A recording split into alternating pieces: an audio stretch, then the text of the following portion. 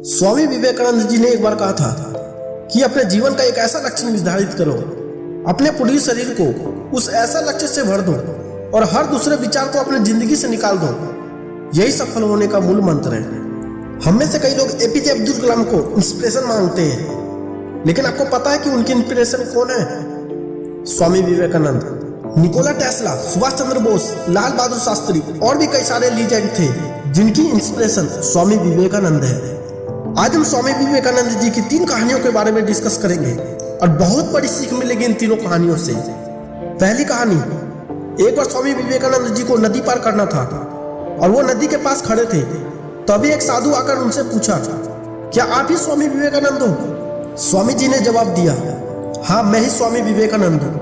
तभी साधु ने पूछा, स्वामी जी आप यहाँ क्या कर रहे हो? स्वामी जी ने कहा, मुझे नदी पार करना है और मैं नाव का इंतजार कर रहा हूँ।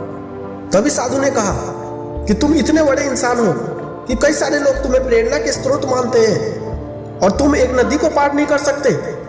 देखो मैं तुम्हें नदी पार करके दिखाता हूँ। तभी वो साधु पानी पर चल करके उस नदी को पार किया और फिर पानी पर चल करके स्वामी जी के पास आया और बोले, देखो मेरे पास इतनी शक्ति है, मेरे पास इतना टैलेंट है, मेरे पास इतना ज्ञान है, उसके बावजूद भी मुझे कोई नहीं जानता। लेकिन तुम्हारे पास कोई ज्ञान नहीं है, कोई शक्ति नहीं है, फिर भी तुम्हें सब लोग जानते हैं। स्वामी जी मुस्कुराए और साधु से पूछा कि तुम्हें ये विद्या सीखने में कितना टाइम लगा? साधु ने कहा कि 15 साल। और इतने में स्वामी जी की नाव आ गई और स्वामी जी ने साधु को नाव में बैठाया और वहां से चल दिए। दोनों नाव में बैठकर नदी पार किए और पार करने के बाद स्वामी जी ने अपने जेब से 1 रुपया निकालकर नाव वाले को दे दिया। दोनों के मिलाकर 50-50 पैसे यानी कि 1 रुपया दे दिया। और तभी स्वामी जी ने साधु से कहा कि जो काम तुम 50 पैसे में कर सकते थे उसके लिए तुमने जिंदगी के 15 साल बर्बाद कर दिए, और यही 15 साल समाज के भलाई में लगाते तो आज तुम्हें भी पूरी दुनिया जानती, और मैंने यही किया इसलिए मुझे पूरी दुनिया जानती है और तुम्हें कोई नहीं जानता।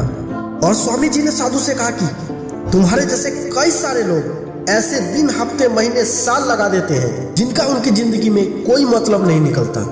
इसलिए अपने जिंदगी को ऐसी जगह पर लगाओ जहां पर उसका एक्चुअल कोई सेंस निकले, क्योंकि टाइम से बढ़कर इस दुनिया में कोई भी इंपॉर्टेंट चीज नहीं है। अगर समय बर्बाद तो जिंदगी बर्बाद। दूसरी कहानी, एक बार स्वामी जी ब्रज पर चल रहे थे, तभी उनके पीछे कुछ बंदर पड़ जाते हैं।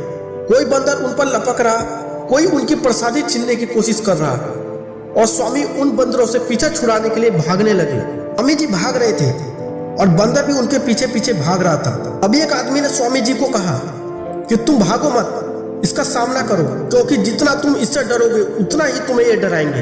तभी स्वामी जी पीछे मुड़ते हैं और आंखें निकालकर जोर से चिल्लाते हैं और तभी सारे बंदर वहां से दुम दबाकर भाग जाते हैं। और उन्हीं बंदरों की तरह होते हैं हमारे नेगेटिव थॉट्स, जिनसे हम डरते हैं। जितना ही हम ज्यादा इससे डरेंगे उतना ही ये हमें डराएंगे। इसलिए नेगेटिव थॉट्स और डर से डरो मत, बल्कि उनका सामना करो। उनसे जितना तुम ज्यादा डरोगे ये उतना ही तुम्हें डराएंगे, और अगर तुम इनका सामना करोगे तो नेगेटिव थॉट्स और डर भी तुमसे डर जाएंगे। तीसरी कहानी, एक बार स्वामी विवेकानंद जी के गुरु श्री राम कश्यप परामत के साथ कहीं जा रहे थे। तभी उन्हें रास्ते में एक आदमी मिला जो पत्थर पर कुछ बना रहा था। अभी रामकृष्ण परमहंस जी ने पूछा कि तुम इस पर क्या बना रहे हो? तभी इस व्यक्ति ने जवाब दिया कि मैं एक राजा की मूर्ति बना रहा हूँ। रामकृष्ण जी ने पूछा कि क्या उस राजा की तुम्हारे पास कोई तस्वीर है? तभी इस मूर्तिकार ने बोला कि नहीं, मेरे पास उनकी कोई भी तस्वीर नहीं है। तभी रामकृष्ण जी ने बोला कि अगर तुम्हारे पास उनकी कोई तस्वीर नहीं है तो फिर उनकी मूर्ति कैसे बना सकते हो? तभी उस मूर्तिकार ने जवाब दिया कि भले ही मेरे पास उनकी कोई तस्वीर नहीं है, लेकिन मेरे पास दिमाग में उनके स्पष्ट तस्वीर छपी हुई है। और कुछ ही देर बाद उस मूर्तिकार ने राजा की सुंदर मूर्ति बना ही दी। और स्वामी जी ये सारा दशक अपने नजरों से देख रहे थे और तभी उन्हें कुछ अपने सवालों का जवाब मिल गया कि अगर कोई भी इंसान अपने जिंदगी में कुछ भी पाना चाहता हो तो उस मुकाम की या फिर उस चीज की तस्वीर उसके दिमाग में एकदम क्लियर होना चाहिए। तो दोस्तों मैं उम्मीद करता हूँ कि ये तीनों कहानियां आपको पसंद आई होगी। इसी तरह की और वीडियो देखने के लिए चैनल को सब्सक्राइब कर बेल आइकन प्रेस करें। मैं मिलता हूँ नेक्स्ट वीडियो में। जय हिंद, जय Bharat. Subscribe now and press the bell icon. Never miss an update.